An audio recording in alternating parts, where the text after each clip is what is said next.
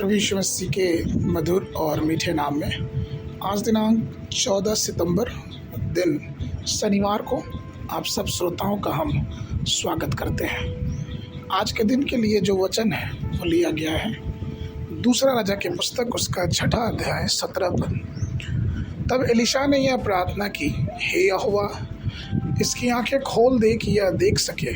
तब यहोवा ने सेवक की आंखें खोल दी और जब वह देख सका तो क्या देखा कि एलीशा के चारों ओर का पहाड़ अग्निमय घोड़ों और रथों से भरा हुआ है। प्रियो, साधु सुंदर सिंह के विषय में एक घटना है। ये बताया जाता है कि वो तिब्बत के किसी गांव में प्रचार करने गए, लेकिन जब वो उस गांव में गए तो उस गांव के लोगों ने उनको अस्वीकार कर दिया और उनको गांव से भगा दिया। शाम हो चुकी थी और कड़ाके की ठंड थी, तो साधु सुंदर सिंह रात में ठहरने के लिए जगह की तलाश में इधर उधर भटकने लगे। तभी उन्हें अचानक एक छोटी सी गुफा दिखाई दी। वो वहाँ भीतर गुफा में चले गए और चुपचाप जाके बैठ गए। तभी उन्होंने देखा कि गांव के लोग बड़े गुस्से में लाठी तलवार अपने हाथों में मसाल लेके उनको ढूंढ रहे हैं।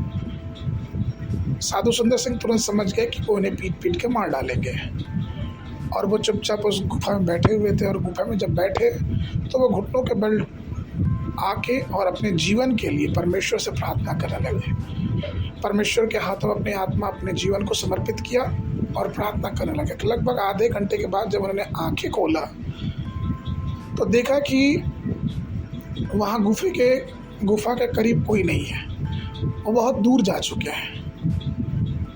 और फिर वो परमेश्वर को धन्यवाद दी और रात उसी गुफा में बिताई। अच्छी नींद के बाद जब वो सुबह परमेश्वर के मार्गदर्शन के लिए प्रार्थना कर रहे थे कि प्रभु अब मुझे बता कि मुझे कहाँ जाना चाहिए, क्योंकि इन गांव के लोगों ने तो मुझे अस्वीकार कर दिया। और जब ये प्रार्थना कर रहे थे तो उन्होंने देखा कि गुफा के बाहर बड़े लोगों की संख्या है और इस बार जो वो गांव के लोग थे उनके हाथ में कोई हथियार नहीं था। हालांकि इस समय भी साधु सुंदर सिंह बहुत डर गए थे और फिर प्रभु के हाथों अपने आप को समर्पित किया और आगे निकले, मतलब गुफा से बाहर निकले। उन्होंने पूछा कि क्या हुआ, आप क्यों यहाँ पे इकट्ठे हैं? तब उन लोगों में से एक जन ने कहा कि हमें माफ़ करिएगा, लेकिन ये सच है कि हम कल आपको मारने की दृढ़ योजना से आए थे, लेकिन आप हमें ये बताइए कि आप तो गुफा में थे, वो तो हम लोग देख लिए थे, लेकिन इस गुफा के चारों ओर वो महान लोग कौन थे जिनके शरीर से वो रोशनी निकल रही थी, वे कहाँ गए? तब साधु सुंदर सिंह इस जब बात को सुने तो उन्हें एहसास हो गया कि परमेश्वर ने अपने दूतों को भेज के उनकी रक्षा की।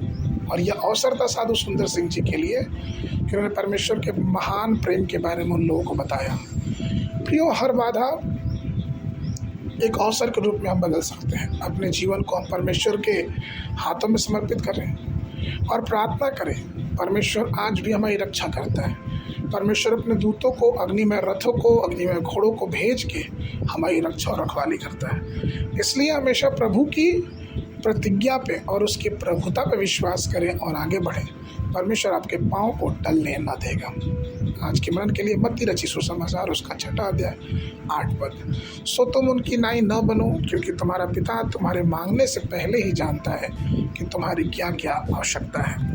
बाइबल अध्ययन के लिए सुबह के समय नीति वचन की पुस्तक उसका 19, 20 और 21 अध्याय, संध्या के समय 2 कुरिन्थियों उसका 7 अध्याय। परमेश्वर आप सबको आशीष देवे। आशीष।